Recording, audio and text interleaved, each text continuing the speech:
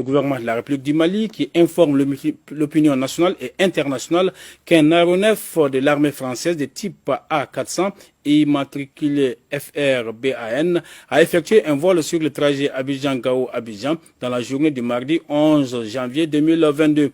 Le dit aéronef, qui était en violation manifeste de l'espace aérien malien, avait à la fois éteint son transpondeur pour ne pas être identifié et coupé la communication avec les organismes maliens de contrôle aérien. En dépit de cette manœuvre frauduleuse, les capacités de défense nationale récemment acquises ont permis d'identifier et tracer la trajectoire de l'avion.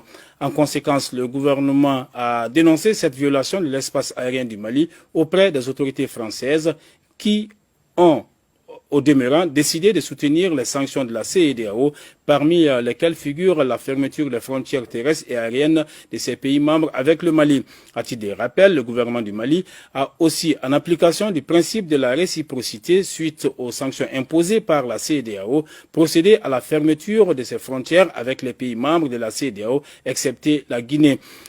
Aussi, le gouvernement, tout en prenant à témoin l'opinion nationale et internationale, décline toute responsabilité relative aux risques auxquels les auteurs de ces pratiques pourraient s'exposer en cas de nouvelles violations de notre espace aérien.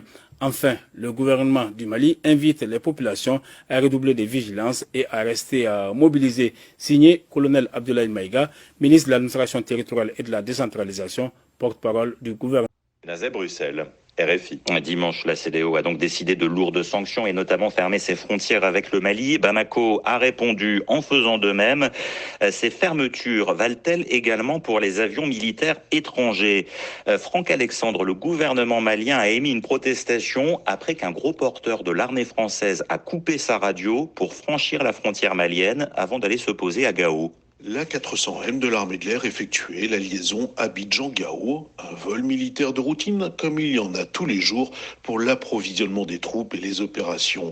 Lors de ce vol, les centres de contrôle de Ouagadougou et de Niamey ont rappelé à l'appareil français l'interdiction d'entrer dans l'espace aérien malien. Pourtant, le vol était conforme, dit l'état-major des armées à Paris. Il a suivi la procédure prévue avec un plan de vol approuvé par les autorités maliennes précisant qu'à l'entrée du territoire malien, le transpondeur, c'est-à-dire le système d'identification radio de l'appareil, bascule sur un mode militaire, rendant les informations de vol inaccessibles aux contrôleurs civils. L'avion est donc allé se poser sur l'importante base malienne de Gao. Les procédures techniques ont été respectées à la lettre, dit Paris, et de marteler que les avions militaires ne sont pas concernés par l'embargo aérien sur le Mali.